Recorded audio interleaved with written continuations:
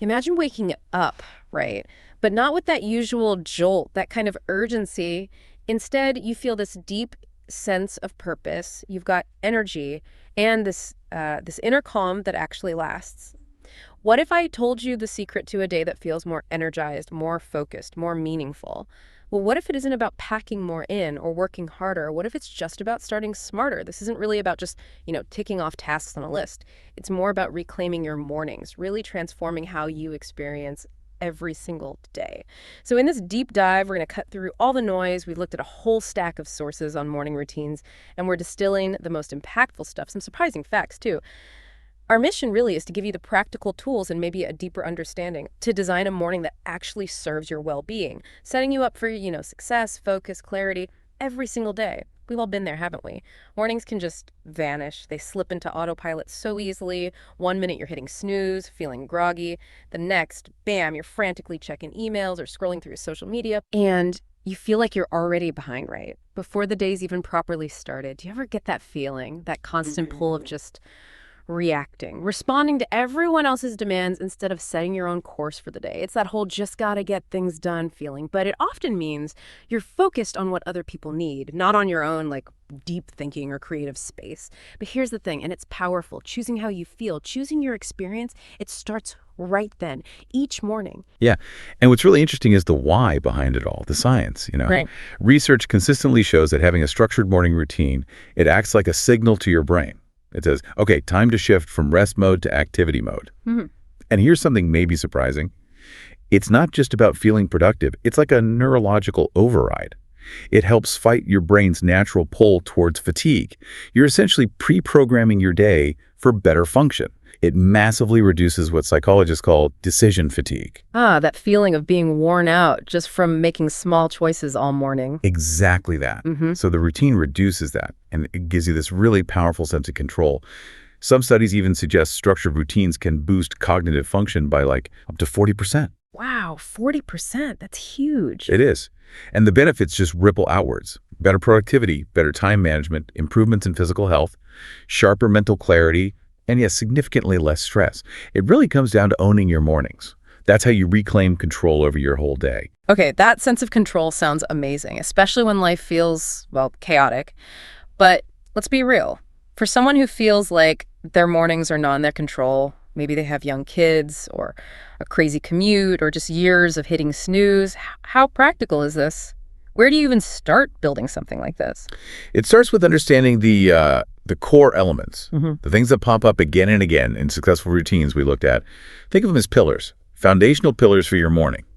And the first one is super fundamental, but often kind of overlooked, conscious hydration.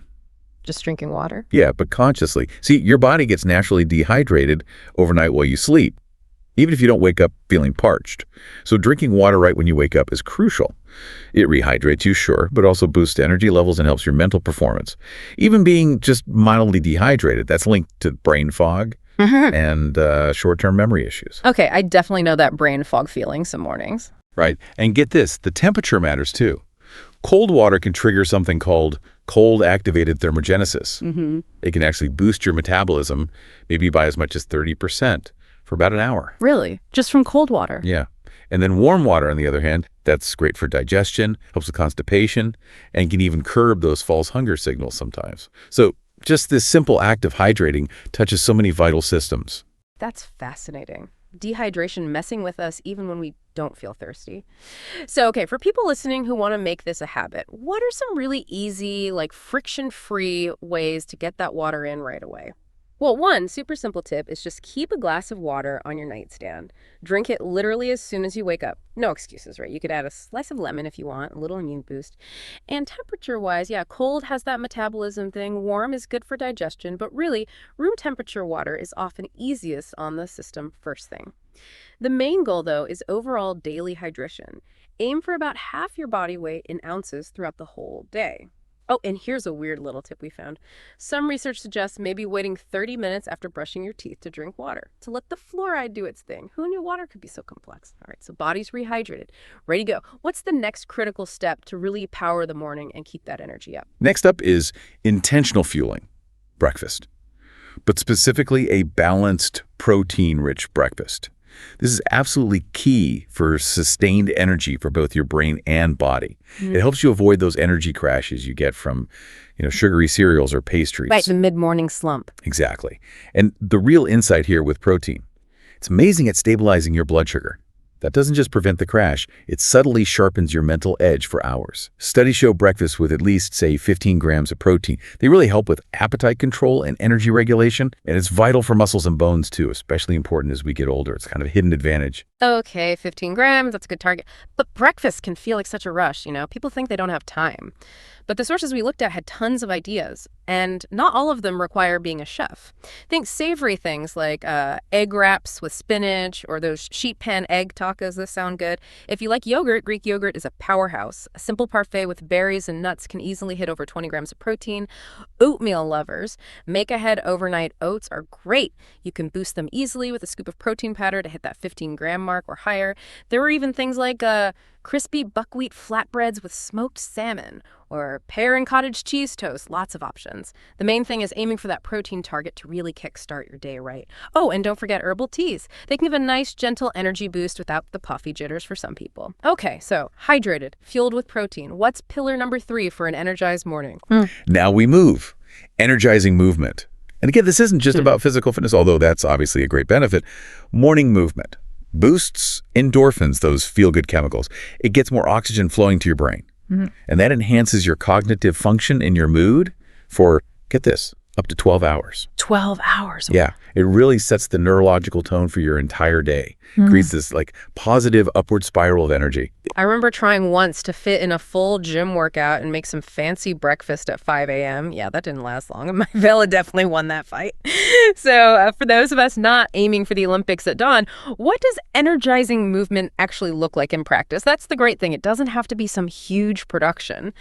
There are options for every energy level. You could start really gentle, maybe just 5 or 10 minutes of stretching. Focus on the big muscle groups, neck, shoulders, back, legs, or a short yoga sequence. Think downward dog, cat-cow, maybe a few sun salutations. Great for flexibility and just waking up the mind too. Need a quicker boost, a few jumping jacks, high knees, or even just a brisk walk around the block can get your heart rate up and energy flowing.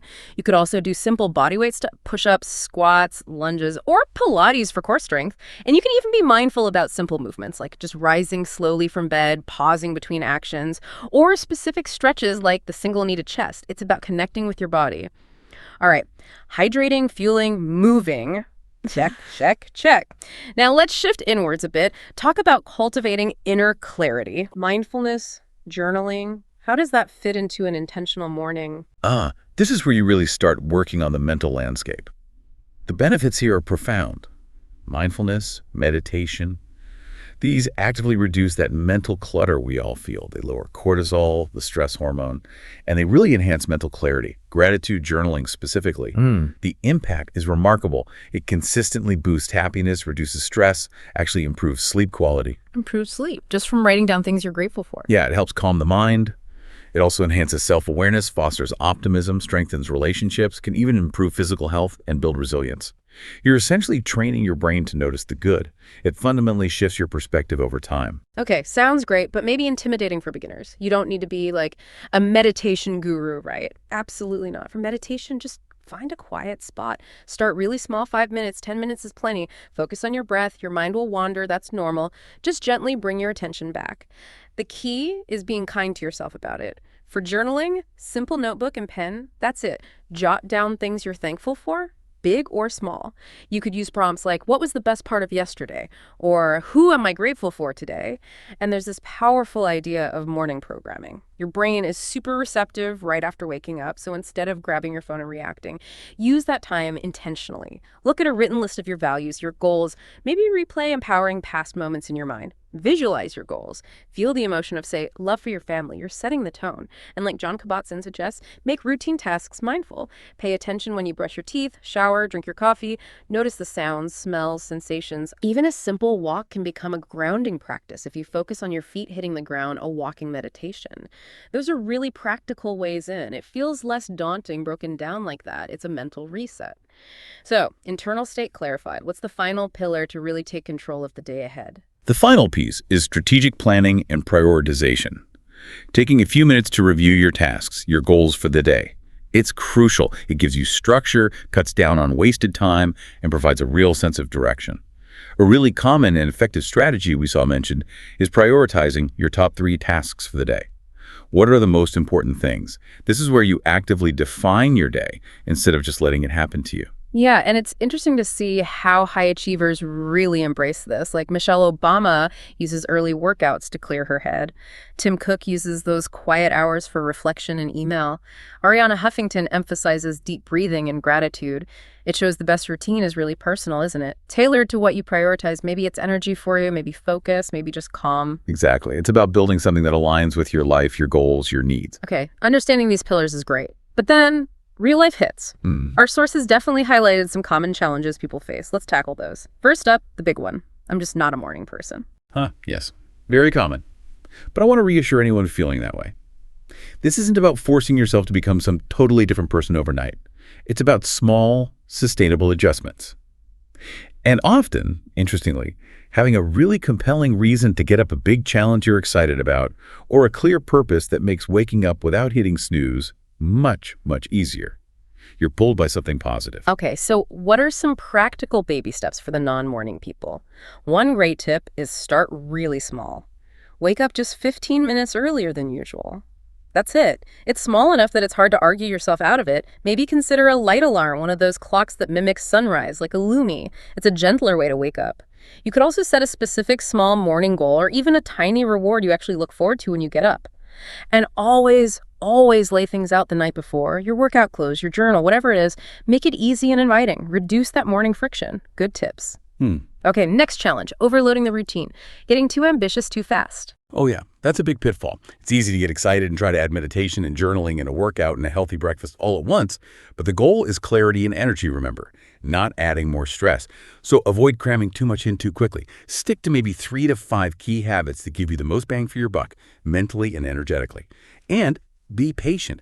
Building a new habit takes time. The average is apparently around 66 days, but it can vary hugely, anywhere from 18 days to over 250 days for something to really become automatic. 66 days on average. That puts it in perspective. Okay, so sticking to 3 to 5 core things is key. And related to not overloading, our sources had an interesting take on the whole eat the frog idea, tackling the hardest task first. What do they suggest instead, especially if you wake up low energy, right? Instead of immediately facing your biggest, most daunting task when your energy might be lowest, aim for easy wins. Schedule a couple of small, quick tasks that you know you can complete easily. Check.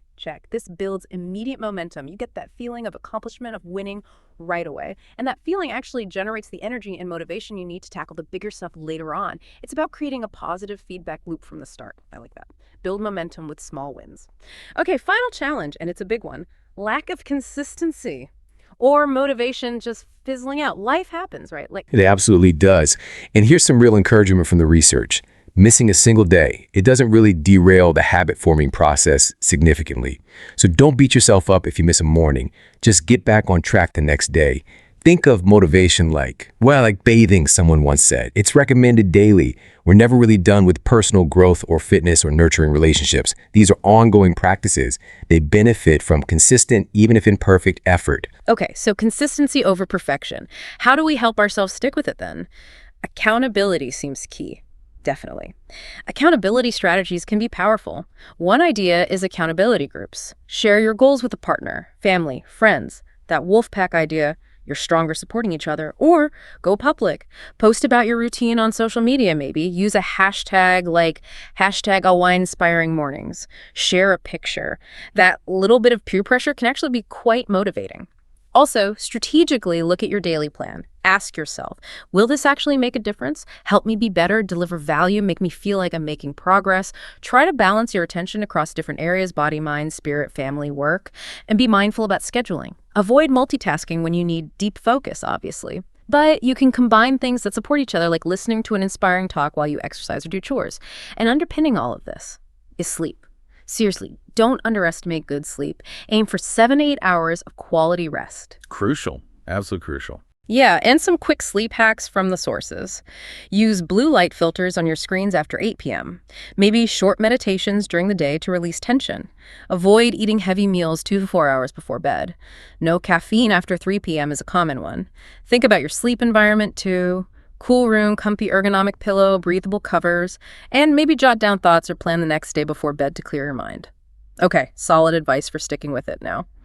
For something maybe a bit unexpected, a missing piece in many routines that our sources highlighted as potentially transformative: the power of awe. Ah, yeah.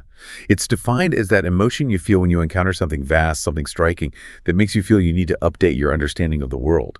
And its impact is genuinely profound. Studies show experiencing awe boosts life satisfaction, makes people more willing to volunteer, even shifts preferences towards experiences over material things. Wow, so it changes how we see the world and act in it. Pretty much. The average person apparently experiences awe about 2.5 times a week, often in subtle ways. It can come from seeing incredible skill or virtue or wisdom or just grand natural beauty. It's an emotion that literally expands your perspective. It sounds amazing, almost mystical. But can you actually plan for awe, or does it just happen? How do you purposefully bring awe into a regular morning? Surprisingly, yes. You can actively cultivate it. Our sources had practical ways. Think visual and auditory stuff. Watch awe-inspiring videos. You know those clips of wingsuit flying or People Are Awesome compilations, footage from space, amazing nature documentaries? Watch one while you stretch or sip your coffee. Look at breathtaking photos. Read powerful quotes. Listen to motivational speeches or inspiring TED Talks. Sensory awe. Actively watch a sunrise. Just take in the scale of it. You can even tap into internal awe. Replay a past moment of intense awe in your memory. Your brain kind of relives the feeling. Or learning-based awe. Listen to podcasts featuring brilliant thinkers. Read about historical figures and their incredible achievements. And what's really cool is that the more you expose yourself to awe, the more sensitive you become to it. You start noticing the little things more. It's about turning your mornings into almost a hobby of discovery, continuously tweaking your routine, experimenting with things that give you joy, energy, and that sense of wonder. This commitment to your morning actively shapes your whole day, guiding you towards more well-being and purpose. Okay, so let's pull this all together. What have we really uncovered in this deep dive? I think the big takeaway is that an intentional morning routine, it's not some kind of luxury. It's a really powerful act of self-care, and it's strategic daily design. It's that potent mix of conscious hydration, nourishing fuel, energizing movement, clarifying mindfulness or journaling, and strategic planning. Exactly. And crucially, don't forget that secret ingredient, actively seeking out moments of awe. That can have a profound mood-boosting effect. And remember, this isn't about achieving perfection overnight. It's about consistent, small steps. Those accumulate into really big changes over time. It's about gaining back control, finding clarity, connecting deeper with yourself and your purpose, even when life throws curveballs. You're essentially programming your day and ultimately your life for success and well-being right from the start. So here's a thought to leave you with. If every single day is a fresh start, like your own personal Groundhog Day to refine and improve, what small intentional shift will you make tomorrow morning? What one thing can you do to rewrite the script of your day and start truly energized and focused? Thank you so much for joining us on this deep dive into the power of your mornings. Until next time, keep exploring, keep learning, and keep thriving.